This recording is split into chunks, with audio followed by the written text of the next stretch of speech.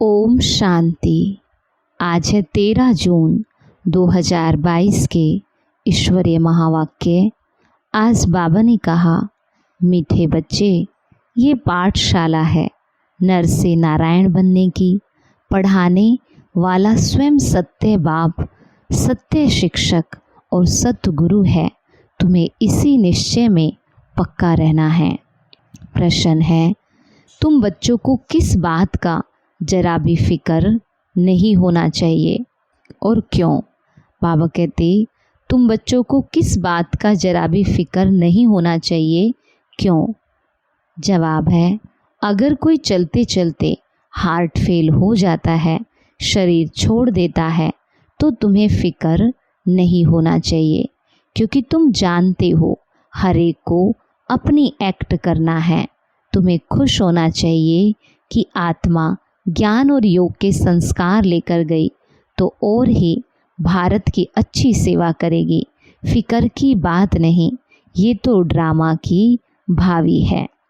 गीत है, तुम्ही हो माता पिता, तुम्ही हो बंधु सखा, तुम्ही हो। ओम शांति। बाप बच्चों को समझाते हैं, बच्चे जानते हैं। बाबा भी बच्चे कह बुलाते हैं और यह बाप दादा दोनों कंबाइंड है। पहले बाप दादा फिर बच्चे हैं। ये नई रचना हुई ना। और बाप राजयोग भी सिखला रहे हैं। हूबहू 5000 वर्ष पहले मुआफिक फिर से हमको राजयोग सिखला रहे हैं। भक्ति मार्ग में फिर उनके किताब बनाई, उसको गीता कह दिया। परंतु इस समय तो गीता की कोई बात ही नहीं। ये पीछे शास्त्र बनाए, उसको कह दिया श्रीमद् भगवत गीता, सहज राजयोग की पुस्तक। भक्ति मार्ग में पुस्तक पढ़ने से फ़ायदा नहीं होगा। ऐसे ही सिर्फ शिव को याद करने से कोई वर्षा नहीं मिल सकता। वर्षा सिर्फ अभी संगम पर ही मिल सकता है। बाप है ही बेहद का वर्षा देने वाला, और वर्षा भी देंगे संगम पर। बाप राजयोग सिखलाते, दूसरे भी जो सन्यासी आदि सिखलाते हैं, उनके सिखलाने और इसमें रात दिन का फर्क है। उन्हों की बुद्धि में गीता रहती है और समझते हैं। कृष्ण ने गीता सुनाई, व्यास ने लिखी, परंतु गीता तो ना कृष्ण ने सुनाई थी और ना वह समय था, ना कृष्ण का रूप हो सकता है। बाप सब बातें क्लियर करके समझाते हैं और कहते हैं, अभी जज करो। उनका नाम भी बाला है। सत्य बताने वाला ही नर से नारायण बना सकते हैं। तुम बच्चे जानते हो, हम नर से नारायण बनने के लिए इस पाठशाला व रुद्र ज्ञान यज्ञ में बैठे हैं। शिव बाबा अक्सर अच्छा लगता है, बरोबर बाप और दादा जरूर है। इस निश्चय से तुम आए हो।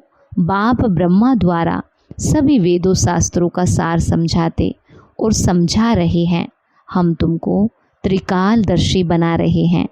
ऐसे नहीं कि तुम त्रिलोकी नाथ बनते हो, नहीं, तुम नाथ तो बनते हो सिर्फ एक शिवपुरी के। उनको लोक नहीं कहेंगे। लोक मनुष्य सृष्टि को कहा जाता है। मनुष्य लोक, चैतन्य लोक, वो है निराकारी लोक। तुमको सिर्फ त्रिलोकी की नॉलेज सुनाते, त्रिलोकी का नाथ नहीं बनाते। तीनों लोकों का ज्ञान मिला है, इसलिए त्रिलोकदर्शी कहा जाता है। तीनों लोकों का ज्ञान मिला, इसलिए त्रिलोकदर्शी कहा जाता। लक्ष्मी नारायण को भी त्रिलोकी नाथ नहीं कहेंगे, विष्णु को भी त्रिलोकी नाथ नहीं कहेंगे। उनको तो तीनों लोकों का ज्ञान ही नहीं। लक्ष्मी नारायण को बचपन में राधे कृष्ण हैं, उनको त्रिलोकी का ज्ञान नहीं। बाबा कहते, त्रिलोकी का ज्ञान ना तो लक्ष्मी नारायण को और ना ही विष्णु को है। तुम बच्चे त्रिलोकी नाथ हो, त्रिलोकी का ज्ञान तुम्हें है। तुमको त्रिकालदर्शी बनना है, नॉलेज लेना है। बाकी कृष्ण के लिए कहते त्रिलोकी नाथ था, परंतु नहीं, तीनों लोकों का नाथ तो उनको कहेंगे जो राज्य करे। वह तो सिर्फ वैकुंठ नाथ बनते। सतयुग को वैकुंठ कहा जाता, त्रेता को वैकुंठ नहीं कहेंगे। इस लोक के भी हम नाथ नहीं बन सकते। बाबा भी सिर्फ ब्रह्म महातत्व का नाथ है। ब्रह्मांड जिसमें हम आत्माएं अंडे मिशल रहते उनका ही मालिक है। ब्रह्मा विष्णु व शंकर सूक्ष्म वतन में रहने वाले हैं तो वह वहाँ के नाथ कहेंगे। तुम बनते हो वैकुंठ नाथ। वह सूक्ष्म वतन की बात, वह मूल वतन की बात सिर्फ तुम ही त्रिकालदर्शी बन सकते हो। तुम्हारा तीसरा नेत्र खुला है, दिखाते भी हैं भ्रुकुटी के बीच में तीसरा नेत्र है, इसलिए त्रिनेत्री कहते हैं। परंतु यह निशानी देवताओं को देते हैं, क्योंकि तुम्हारी जब कर्मातीत अवस्था हो जाती तब तुम त्रिनेत्री बनते हो। वह तो इस समय की बात है, बाकी वह तो ज्ञान का शंख नहीं बजाते। उन्होंने फिर वह स्थूल शंख लिख दिया है। यह मुख की बात है, इसमें तुम ज्ञान शंख बजाते हो, नॉलेज पढ़ रहे हो। जैसे बड़ी यूनिवर्सिटी में नॉलेज पढ़ते हैं, ये है पतित पावन गॉड फादरली यूनिवर्सिटी। कितनी बड़ी यूनिवर्सिटी के तुम स्टूडेंट हो। साथ साथ तुम यह भी जानते हो कि हमारा बाबा बाबा है, टीचर है, सतगुरु है, सब कुछ है। ये माता पिता हर हालत में सुख देने वाले हैं, इसलिए कहते हैं तुम माता पिता। यह पीन बहुत मीठा है। बाबा कहते देवताओं जैसे मीठे कभी कोई हो न सके। बच्चे जानते हैं भारत बहुत सुखी एवर हेल्दी वेल्दी था, बिल्कुल पवित्र था। कहा ही जाता है वाइसलेस भारत। अभी तो नहीं कहेंगे, अभी तो विशस पतित कहेंगे। बाप कितना सहज करके समझाते, बाप और वर्षे को जान जाते हैं। बाबा कितना मीठा बनाते हैं, तुम भी फील करते हो। हमको श्रीमत पर पढ़ना और पढ़ाना है, यही धंधा है। बाकी कर्म भोग तो जन्म जन्मांतर का बहुत है ना। समझो कोई बीमार पड़ते, कल हार्ट फेल हो जाते तो समझा जाता भावी ड्रामा की, उनको शायद और पार्ट बजाना होगा, इसलिए दुख की बात नहीं। ड्रामा अटल है, उनको दूसरा पार्ट बजाना है, फिक्र की बात ही नहीं। और ही भारत की अच्छी सेवा करेगा, क्योंकि संस्कार ऐसे ले जाते। कोई के कल्याण अर्थ तो खुश होना चाहिए ना। समझाते रहते हैं अम्मा मरे तो भी हलवा खाना है, इसमें समझ चाहिए। तुम जानते हो हम एक्टर्स हैं, हर एक को अपना एक्ट करना है। ड्रामा में नूंद है, एक शरीर छोड़ दूसरा पार्ट बजाना है। यहाँ से जिन संस्कारों से जाएंगे वहाँ गुप्त भी सर्विस ही करेंगे। आत्मा में संस्कार तो रहते हैं ना। जो सर्विसेबल बच्चे हैं, मुख्य मान भी उनका है। सर्विस करने वाले, भारत का कल्याण करने वाले सिर्फ तुम बच्चे हो, बाकी और सब अकल्याण ही करते हैं, पतित बनाते हैं। समझो कोई फर्स्ट क्लास सन्यासी मरता, वह ऐसे बैठ जाते, हम शरीर छोड़ ब्रह्म में जाकर के लीन हो जाएंगे, तो वह जाकर कोई का कल्याण कर नहीं सकते, क्योंकि वह कोई कल्याणकारी बाप की संतान थोड़ी है। तुम कल्याणकारी की संतान हो, तुम किसका अकल्याण कर नहीं सकते। तुम तो जाएंगे कल्याण अर्थ। ये है पति दुनिया। बाप का ऑर्डिनेंस निकला है कि अभी ये योग बल की रचना, भोग बल की रचना नहीं चाहिए। ये तो तमो प्रधान है। आधा कल्प से तुम एक दो को काम कटारी से दुख देते आए हो। ये रावण के 5 भूत हैं जो तुमको दुख देते, ये तुम्हारे बड़े दुश्मन हैं। बाकी कोई सोने की लंका आदि नहीं थी, यह सब बातें बैठ करके बनाई हैं। बाबा कहते ये तो बेहद की बात है। सारी मनुष्य सृष्टि इस समय रावण की जंजीरों में बंधी हुई है। मैगजीन में भी चित्र अच्छा निकला है। सब रावण के पिंजरे में पड़े हैं, सब शोक वाटिका में हैं। अशोक वाटिका नहीं है, अशोका होटल नहीं, ये तो सब शोक की होटलें हैं। बहुत गंद करते हैं। तुम बच्चे जानते हो स्वच्छ कौन है, गंदे कौन है। अभी तुम फूल बन रहे हो, तुम बच्चे समझते हो आत्मा के रिकॉर्ड में कितना बड़ा पार्ट नुदा हुआ है। ये बड़ी वंडरफुल बातें हैं। इस छोटी सी आत्मा में अविनाशी पार्ट 84 जन्मों का भरा हुआ है। कहते भी हैं हम पतित तमो प्रधान हैं, अभी है एंड। खूने ना है खेल है ना, एक बॉम्ब से कितने मर जाते हैं। तुम जानते हो अभी पुरानी दुनिया रहनी नहीं है।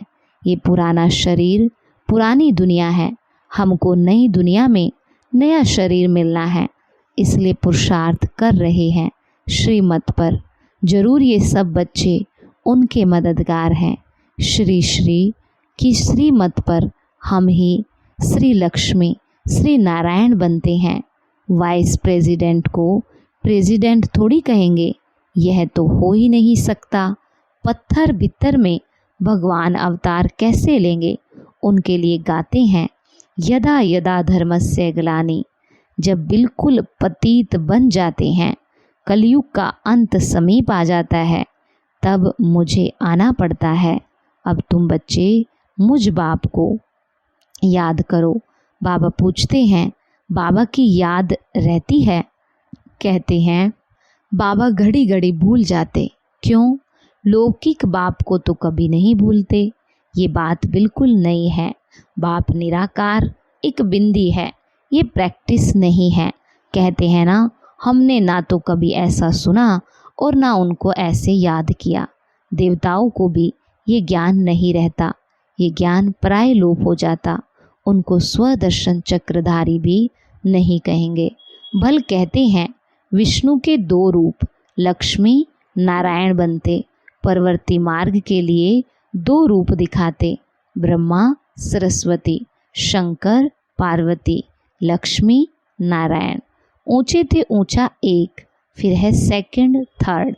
अब बाबा कहते बच्चे देह सहित देह के सभी धर्म छोड़ो, अपने को आत्मा समझो। मैं आत्मा बाप का बच्चा हूँ, मैं सन्यासी नहीं हूँ। बाप को याद करो, इस देह के धर्म को भूल जाओ। बड़ा सहज है। अभी बाप के साथ बैठे हो। बाबा ब्रह्मा द्वारा बैठ बतलाते हैं। बाप दादा दोनों कंबाइंड है। जैसे 2 बच्चे इकट्ठे पैदा होते हैं ना, ये भी 2 का पार्ट इकट्ठा चल रहा है। बच्चों को समझाया है अंतमति सोगति। जब शरीर छोड़ते उस समय बुद्धि कहाँ चली गई, तो वहाँ जाकर जन्म लेना पड़ेगा। अंतकाल पति का मुंह देखती है तो बुद्धि वहाँ चली जाती है। अंतकाल जो जैसी स्मृति में रहता है, उसी समय का बड़ा असर रहता है। अगर उस समय की स्मृति रहे कि कृष्ण जैसा बच्चा बनूं, तो बात मत पूछो, बहुत सुंदर बच्चा बन जन्म लेते। अब तो जन्म, बाबा कहते अब तो अंतमति एक ही लगन रखनी है। इस समय तुम क्या कर रहे हो जानते हो? हम शिव बाबा को याद करते हैं। सबको साक्षात्कार तो होता ही है। मुकुटधारी तो कृष्ण भी है, राधे भी है। प्रिंस प्रिंसेस तो होंगे, परंतु कब? सतयुग में व त्रेता में। वह फिर पुरुषार्थ पर है। जितना पुरुषार्थ करेंगे उतना उच्च पद पाएंगे। तुम कहते हो हम तो 21 जन्मों के लिए राजाई लेंगे। मम्मा बाबा लेते हैं तो क्यों नहीं हम फॉलो करें। नॉलेज को धारण कर फिर कराना है। इतनी सर्विस करनी है, तब 21 जन्मों के लिए प्रारब्ध मिलेगी। स्कूल में जो अच्छी रीति पुरुषार्थ नहीं करते तो कम मार्क्स लेते हैं।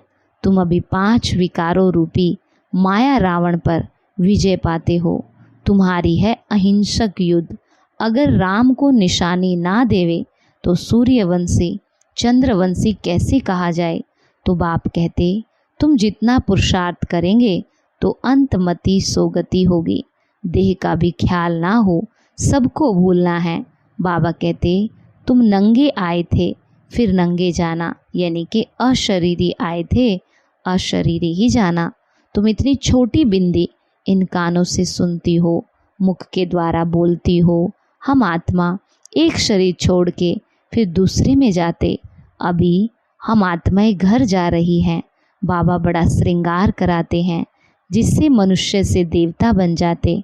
तुम जानते हो, शिव बाबा को याद करने से हम ऐसे बनते। गीता में भी है, मुझे याद करो और वर्षे को याद करो तो तुम स्वर्ग के मालिक बनेंगे। बिल्कुल सहज है, समझते भी हैं। बरोबर हम कलप कलप आपसे ब्रह्मा द्वारा वर्षा पाते। गाते भी है ना, ब्रह्मा द्वारा स्थापना देवता धर्म की। नापास होने से फिर त्रेता के क्षत्रिय धर्म में चले जाते। ब्रह्मा द्वारा ब्राह्मण, देवता, क्षत्रिय 3 धर्मों की स्थापना होती। सतयुग में और कोई धर्म होते ही नहीं और सब बाद में आते, उनसे हमारा कोई कनेक्शन नहीं। भारतवासी भूल गए हैं कि हम आदि सनातन देवी देवता धर्म के हैं। ये भी ड्रामा का पार्ट ऐसा बना हुआ है। अच्छा, मीठे मीठे सिखी लदे बच्चों प्रति मात पिता बाप दादा का याद प्यार और गुड मॉर्निंग। रूहानी बाप की रूहानी बच्चों को नमस्ते। रूहानी बच्चों की रूहानी बाप दादा को नमस्ते। नमस्ते बाबा, गुड मॉर्निंग। शुक्रिया बाबा, शुक्रिया। धारणा के लिए मुख्य सार। पहला, श्रीमत पर पढ़ने और पढ़ाने का धंधा करना है। ड्रामा की भावी पर अटल रहना है। किसी भी बात का फिक्र नहीं करना है।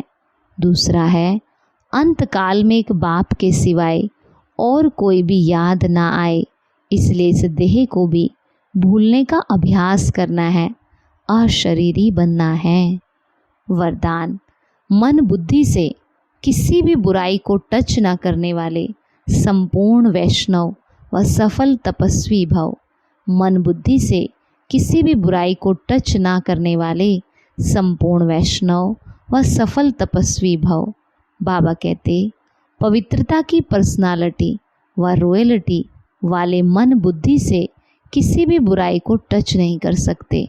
जैसे ब्राह्मण जीवन में शारीरिक आकर्षण व शारीरिक टचिंग अपवित्रता है, ऐसे मन बुद्धि में किसी विकार के संकल्प मात्र की आकर्षण व टचिंग अपवित्रता है। तो किसी भी बुराई को संकल्प में भी टच ना करना, यही संपूर्ण वैष्णव व सफल तपस्वी की निशानी है। स्लोगन, मन की उलझनों को समाप्त कर वर्तमान और भविष्य को उज्जवल बनाओ। मन की उलझनों को समाप्त कर वर्तमान और भविष्य को उज्जवल बनाओ। आज का हमारा अभ्यास रहेगा, मैं संपूर्ण वैष्णव व सफल तपस्वी आत्मा हूँ। संपूर्ण वैष्णव व सफल तपस्वी आत्मा हूँ। और आज का अव्यक्त इशारा, बाबा कहते, समय प्रमाण अपनी बुद्धि रूपी नेत्र को क्लियर और केयरफुल रखना और इन एडवांस नॉलेजफुल होकर के परखने का वरदान लेकर के जाना, जिससे कभी भी माया से हार नहीं खाएंगे। जिसकी माया से हार नहीं होती, उनके ऊपर सुनने वाले और देखने वाले बलिहार जाते हैं। जिसकी माया से हार नहीं होती, उनके ऊपर सुनने वाले और देखने वाले बलिहार जाते हैं। अच्छा, ओम शांति।